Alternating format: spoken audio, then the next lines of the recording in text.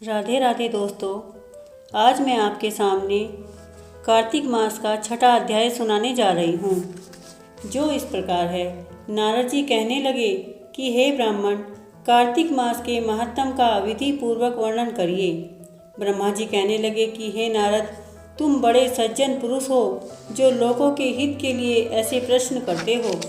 अब मैं ऐसी कथा तुमसे कहता हूँ जिसके सुनने मात्र से पापों का नाश हो जाता है। हे नारद, सूत जी इसी नैमिषारण्य तीर्थ में सौनक ऋषियों से कहते हैं कि हे ऋषियों, साधुओं का सत्संग अति पवित्र होता है और संसार के पापों के भय को दूर कर देता है, ज्ञानियों को मोक्ष देता है, कामना वालों की कामना पूरी करता है। श्री गंगा जी पापों को नष्ट कर देती हैं, चंद्रमा ताप को दूर कर देता है, कल्प वृक्ष दीनता को नष्ट कर देता है, परंतु साधु समागम पाप ताप और दीनता तीनों को नष्ट कर देता है। इसका आधा क्षण भी मोक्ष का देने वाला हो जाता है। इसकी वार्ता सुनकर ऋषि कहने लगे, हे सूत जी, आप कृपा करके कार्तिक महात्म इतिहास तथा प्रसंग सहित सुनाइए। तब सूत जी कहने लगे कि हे ऋषियों, एक समय भगवान कृष्ण से कमल जैसे नेत्रों वाली श्री सत्यभामा जी कहने लगी कि मैं धन्य हूँ और मेरे माता पिता भी धन्य हैं, जिसके मेरे जैसी कन्या उत्पन्न हुई, जिसके पति आप भगवान हुए।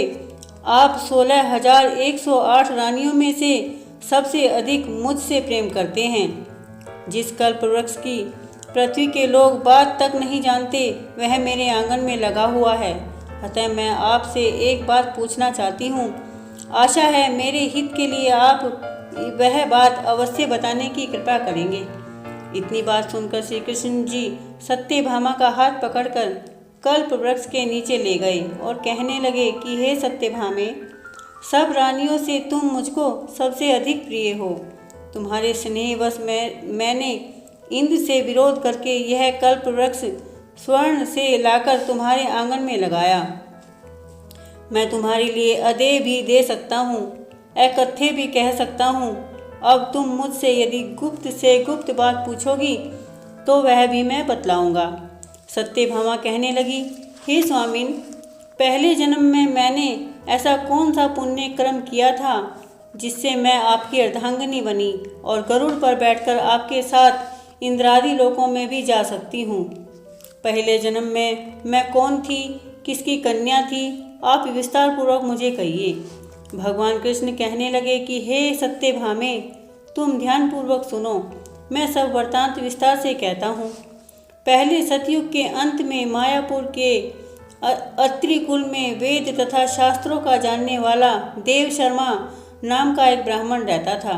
वह सूर्य का भक्त था तथा दिन रात अतिथियों की सेवा किया करता था। उसके कोई पुत्र नहीं था, परंतु बड़ी आयु में उसके एक कन्या उत्पन्न हुई जिसका नाम गुणवती था।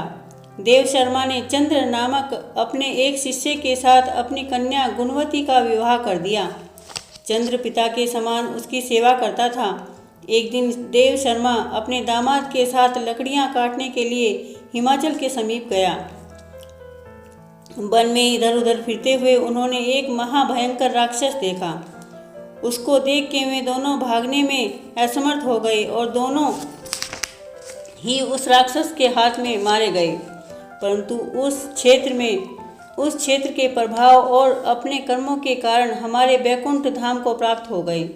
क्योंकि जैसे मेघ से बरसा हुआ जल सब नदियाँ तथा समुद्र में प्रवेश पा जाता है, वैसे ही गणेश, शिव, सूर्य, विष्णु, किसी भी देवता की उपासना की जाए हमको ही प्राप्त हो जाती है। इसी प्रकार वे दोनों सूर्य के भक्त हमारे दूतों का विमान में बैठकर हमारे लोक को प्राप्त हो गए। उन दोनों का मरण सुनकर गुणवती बड़ा रुदन करने लगी और पुकारने लगी कि हे पिता, हे पति, तुम्हारे बिना मेरा निर्वाह कैसे होगा? मैं किस प्रकार जीवित रह सकूंगी? तुम मुझे छोड़कर कहाँ चले गए? मेरे अन्न तथा भोजन का प्रबंध कैसे होगा? मेरे लिए अब कोई ठिकाना न रहा। इस प्रकार विलाप करती हुई वह अचेत होकर वृक्ष की तरह भूमि पर गिर पड़ी। और जब कुछ चेतना आई तो उसने घर का सामान बेचकर उन दोनों की अंत्येष्टि क्रिया की और मेरी भक्ति में सदा तत्पर रहने लगी।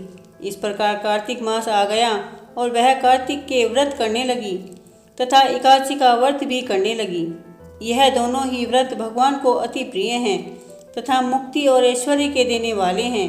कार्तिक मास में तुला के सूर्य में जो प्रातःकाल स्नान करते हैं, जागरण तथा दीपदान करते हैं, उनके महापातक नाश हो जाते हैं। जो मंदिर में जाकर झाड़ू देते हैं या भगवान की पूजा करते हैं, वह जीवन मुक्त हो जाते हैं। जो तुलसी के वन की पालना करते हैं, वह फिर इस संसार में आकर जन्म नहीं लेते। एक दिन वह जोर से पीड़ित हो गई, तब भी दुर्लभ शरीर वाली गुणवती गंगा स्नान को गई। अतएव गंगा जी में प्रवेश करते ही शीत के मारे उसकी सब देह कांपने लगी और वह शिथिल होकर वहीं पर गिर पड़ी। उसी समय हमारे दूत सुंदर विमान में बिठाकर उसको हमारे धाम ले आए। यह कार्तिक के व्रत का ही प्रभाव था। फिर द्वापर में ब्रह्मादि देवताओं की प्रार्थना कर इस पृथ्वी का भार उतारने के लिए हमने कृष्ण अवतार लिया। तो उस समय हमारे ही सब देवगण यादव बने और तुम्हारा पिता देव शर्मा शत्राजीत हुआ। चंद्र शर्मा अकूर हुए और तुम गुणवती सत्यभामा हुई। कार्तिक के व्रत के प्रभाव से तुम हमारी प्यारी हुई। तुमने आजन्म तुलसी के वृक्ष का पालन किया, इसी से तुम्हारे आंगन में कल्प वृक्ष है। कार्तिक में तुमने दीपदान किया, इसी से तुम्हारे घर में लक्ष्मी स्थित है। जो कार्तिक मास में तुमने व्रतादि किए, उसी से तुम हमारी अर्धांगिनी हुई। जो कोई कार्तिक मास में व्रत आदि करता है, वह हमको तुम्हारे समान ही प्रिय होता है। अन्य दूसरे तप, जप, यज्ञ, दान आदि कार्तिक मास की 16वीं कला के बराबर भी नहीं है।